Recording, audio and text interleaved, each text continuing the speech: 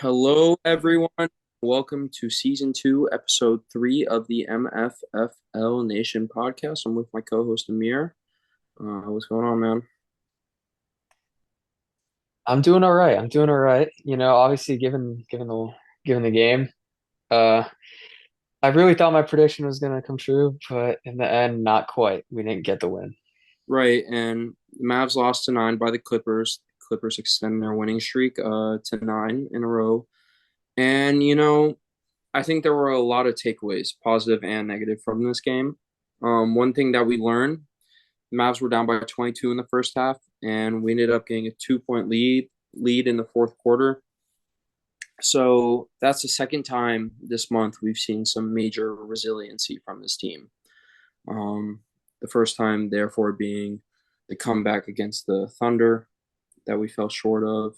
And it really comes down to the weapons that you can have in the late game. And when you're missing Kyrie in both of those games, it's going to be difficult to win. Obviously you're missing Lively tonight, so that makes it even more difficult. And I think Zubats and Tice had a field day. Um, you know, but we'll go more into that. The Mavs fall to the sixth seed.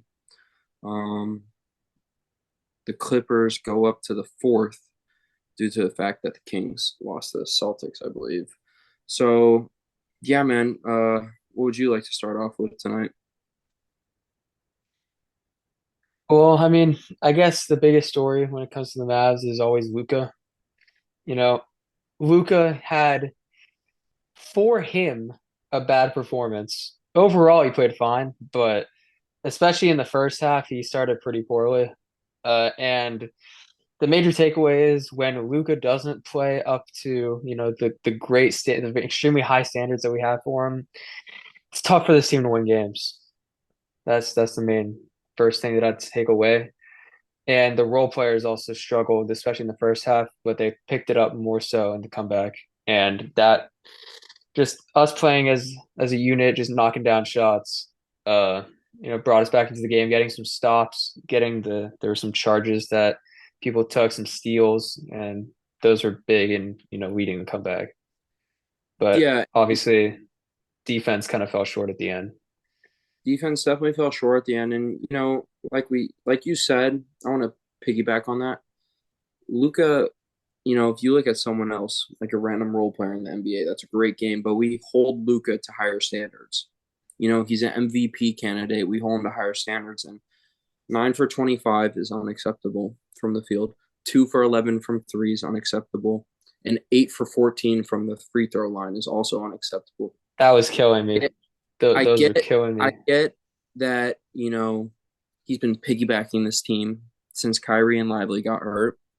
I get he's had 11 consecutive games of 30 plus before tonight, but you want to be an MVP candidate, 2 for 11 from three, sketchy, but 8 for 14 from the free throw line, that's unacceptable. And a lot of those coming in the fourth quarter.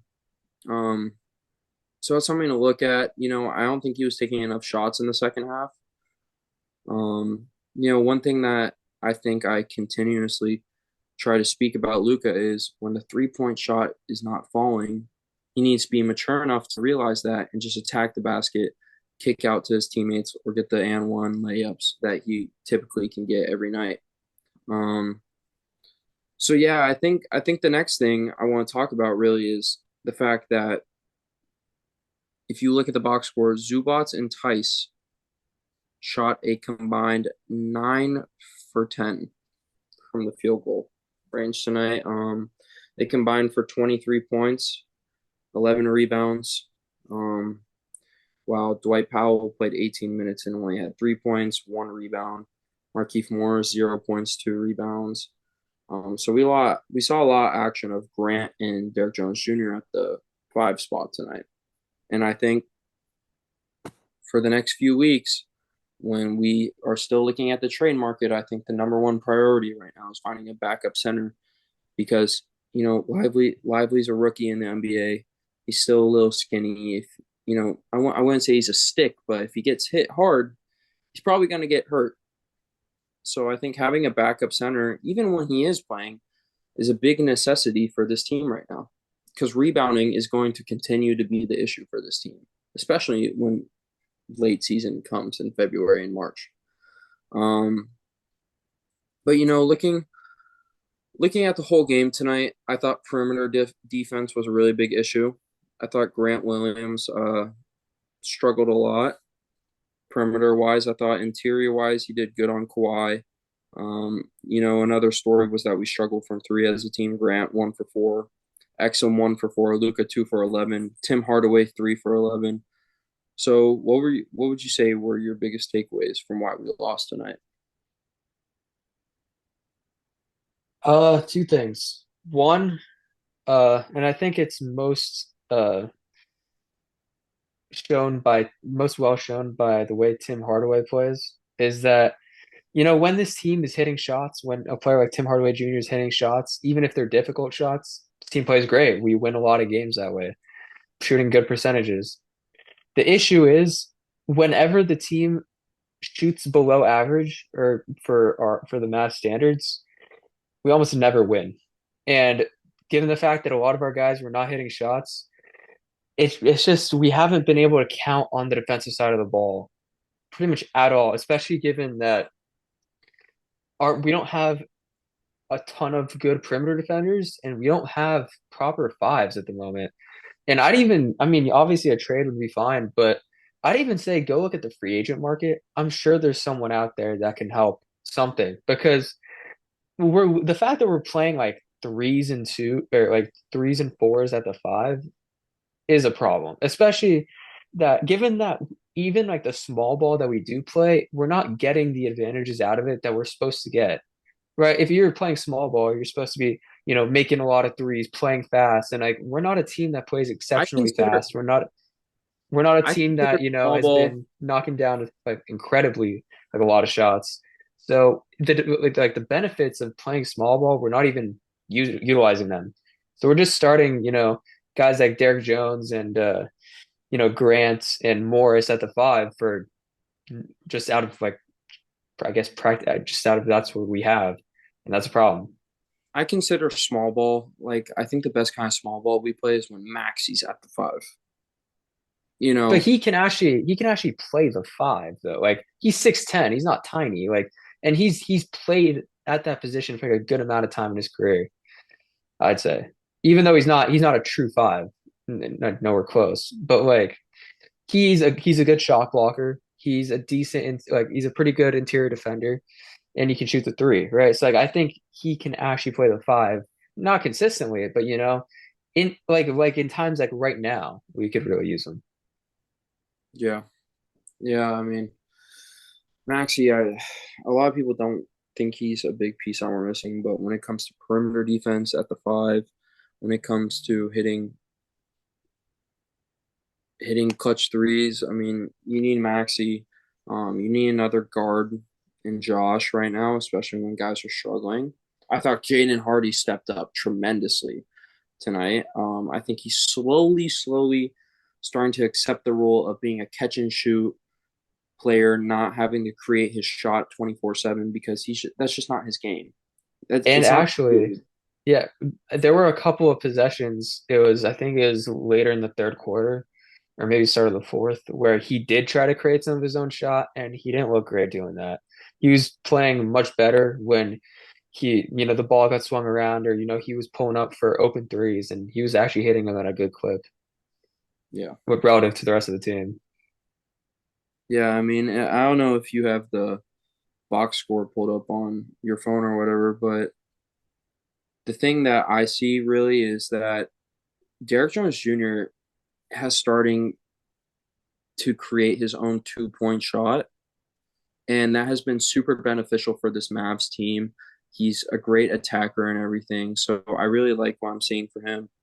Um, if he can continue to attack the basket, he's sort of an underrated passer too. He knows when to kick the ball, so I like seeing him attack the basket. And he did a really good job tonight because due to the athleticism, it's really hard to block his shot.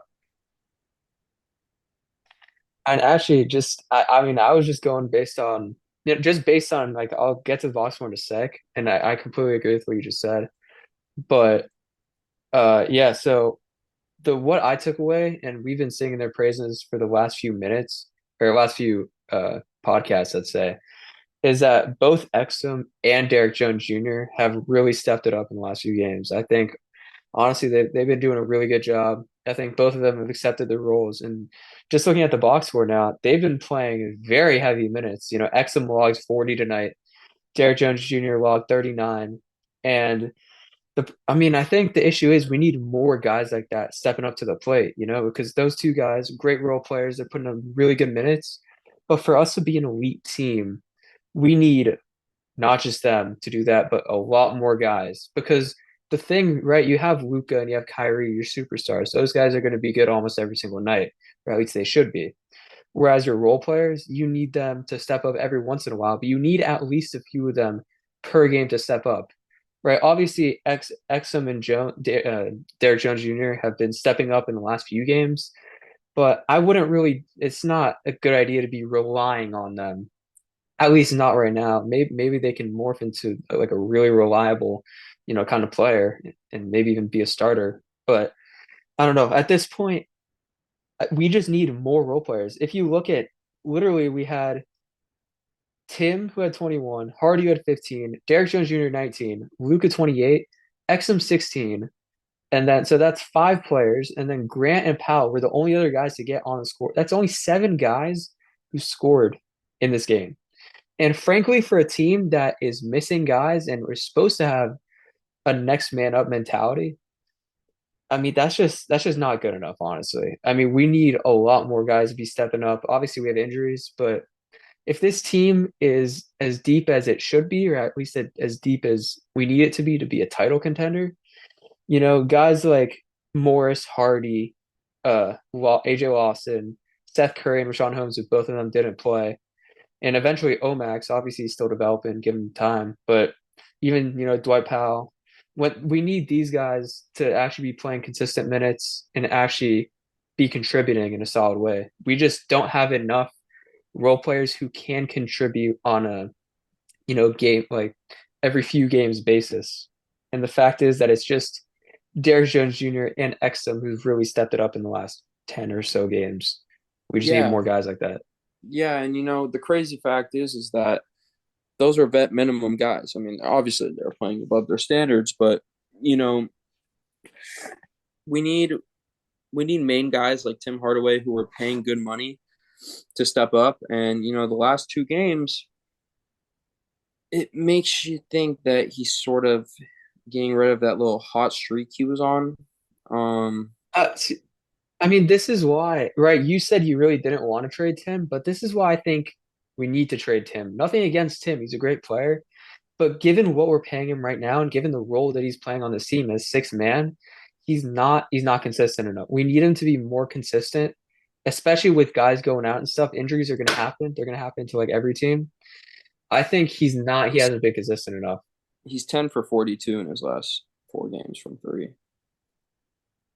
That is pitiful. That is awful.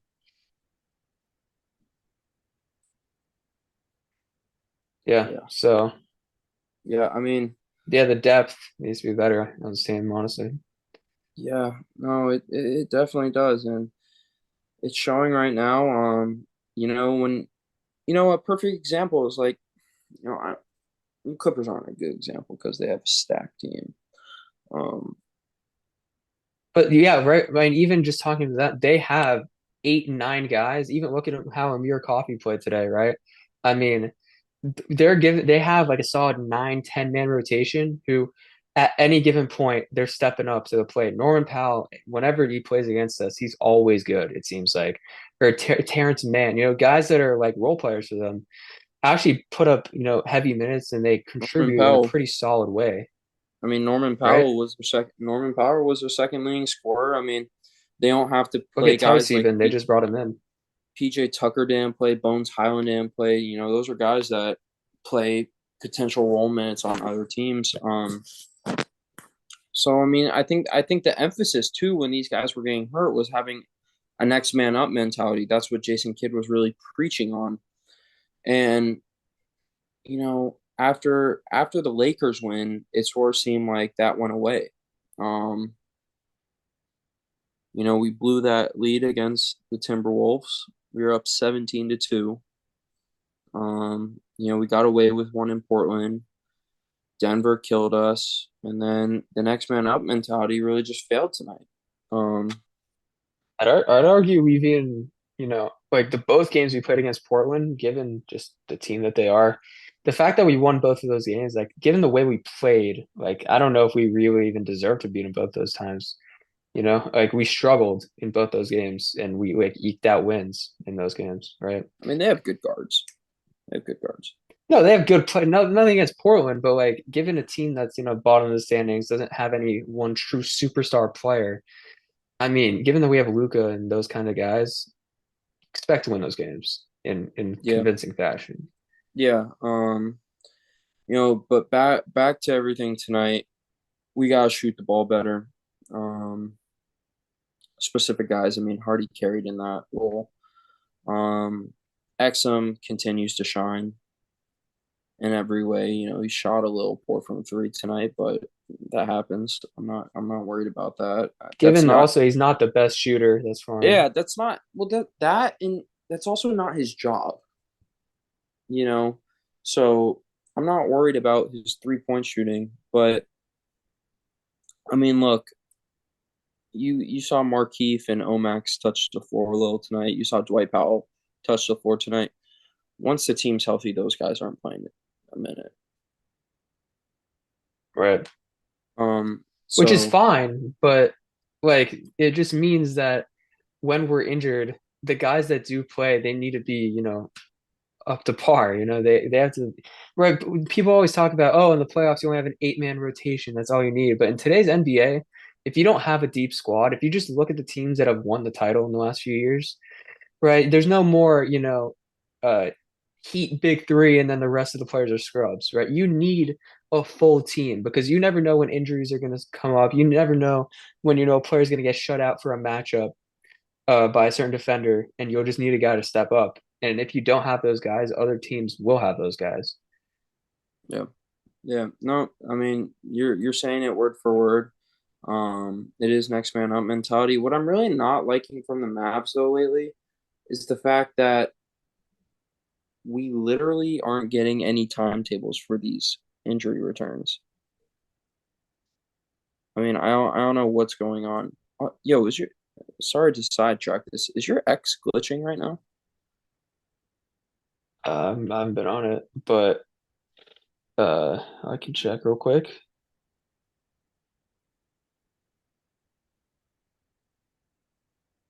What do you mean by glitching? I can't. My my feed or profile isn't popping up. Oh, here we go. It was, but now it's not. Like it was good, and now it reloaded. And yeah, you're right. It's something's up with the X servers. But uh, going away from that real quick, I'd Mm. say all right, looking into these next three games that we have, I'd call them all rivalry sort of games, with two being Texas teams and then the Suns. So we have Houston, San Antonio, and teams that have been historically rivals for us are all three of those teams. Well, I mean, obviously the Spurs are not as good right now, and the Rockets, they in the last few years they haven't been as good, but now we're I like the playing very Spurs well. though. I feel like the Spurs could beat us. Like that's not going to be an easy game. They almost did opening night, right?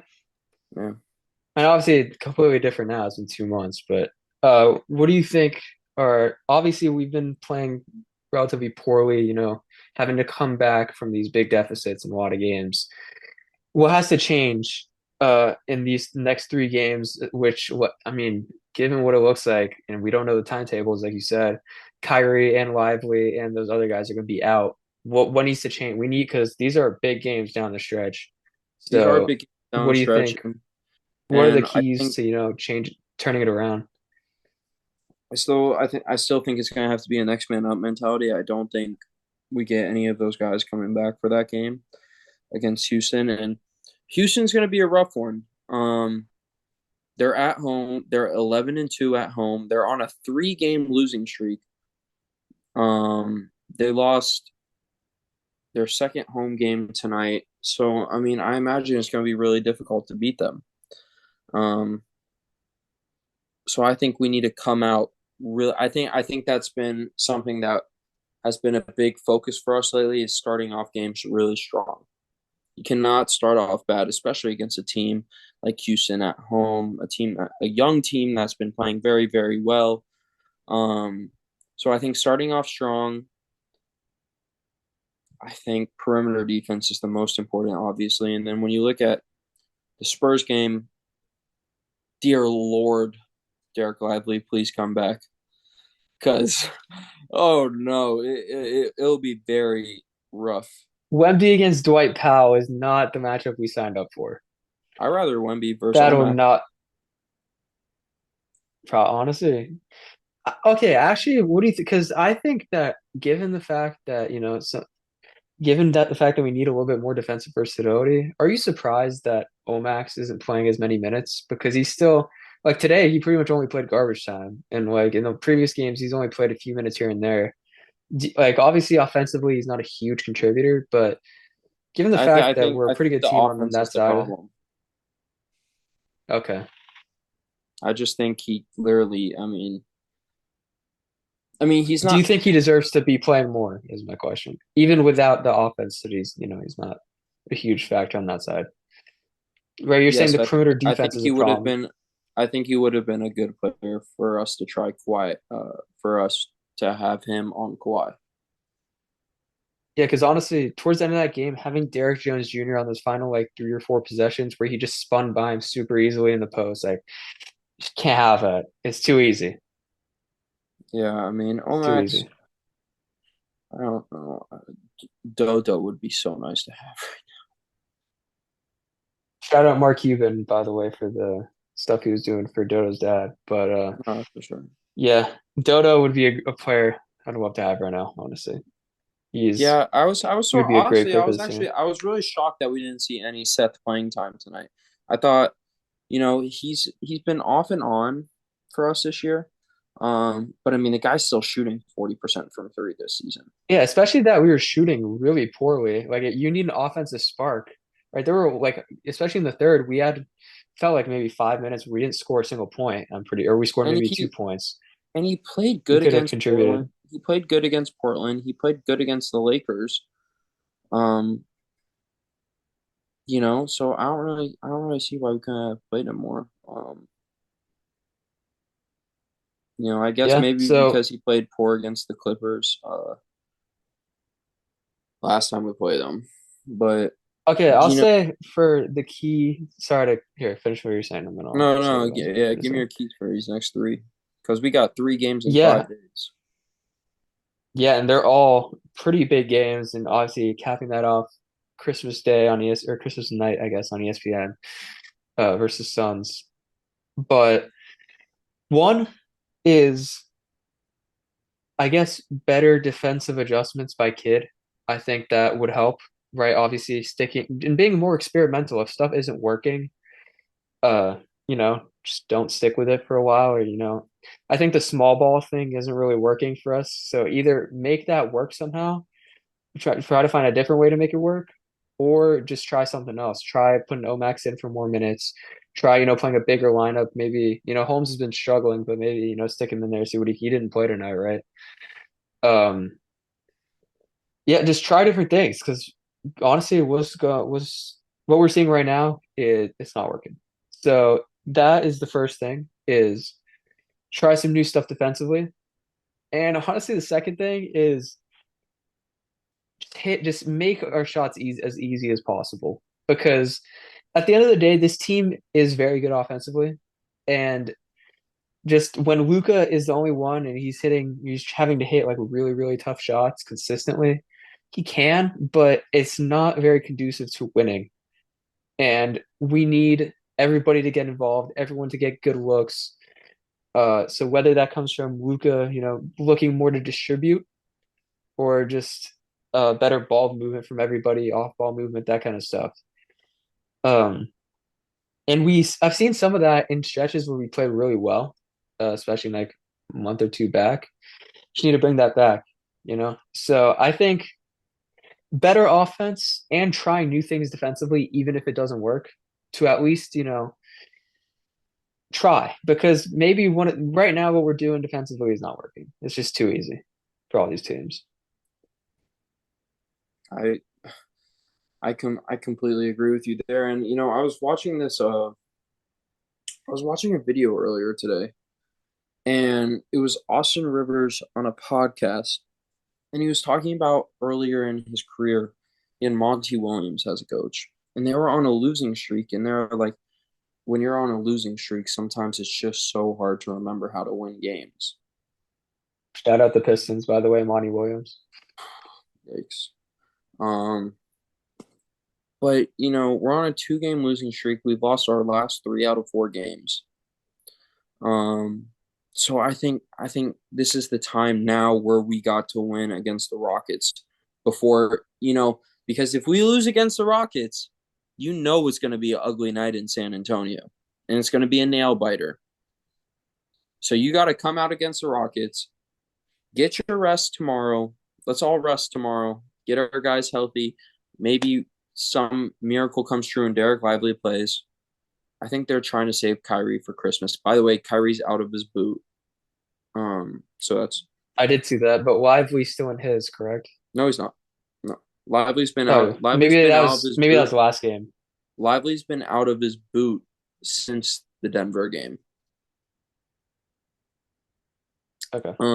So come out swinging Friday.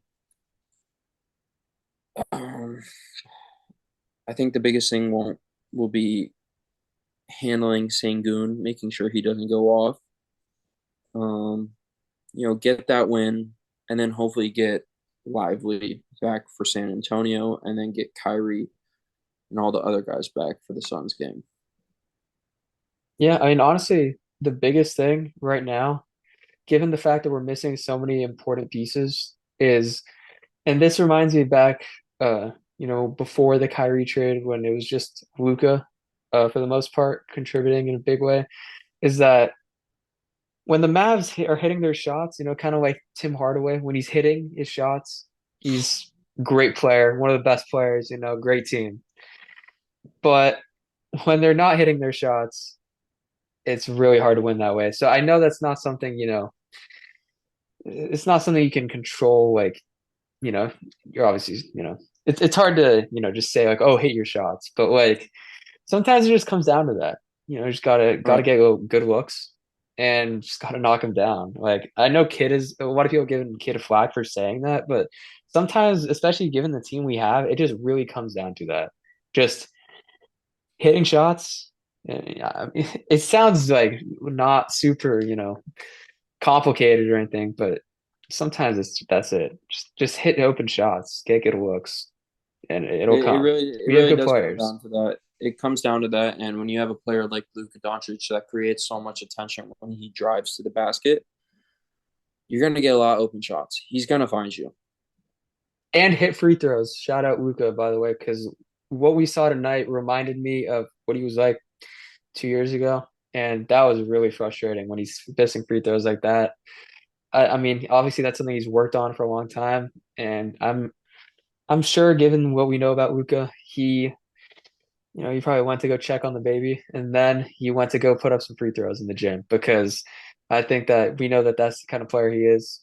And I'm sure he's just as upset about it as us, or probably more so. So, just knock down free throws, the easy ones, and get good looks. That's it. Yeah. No, that's all I gotta say about tonight too. I mean, there, like I said, there was positive takeaways from tonight as well. I really like seeing Derrick Jones Jr. and Dante Exum continue to shine. So that's nice to see, and hopefully we can get this win against the Rockets on Friday. Um, 2 straight would be really nice, carrying into some momentum into Phoenix. So that would be really nice. But we'll be back here hopefully after the Rockets game and be excited with the W. Let's hope so. Amir, as always, it's a pleasure having you on the pod, and I'll see you Friday night, my man. Pleasure being on. Go Mavs. Yo, Mavs.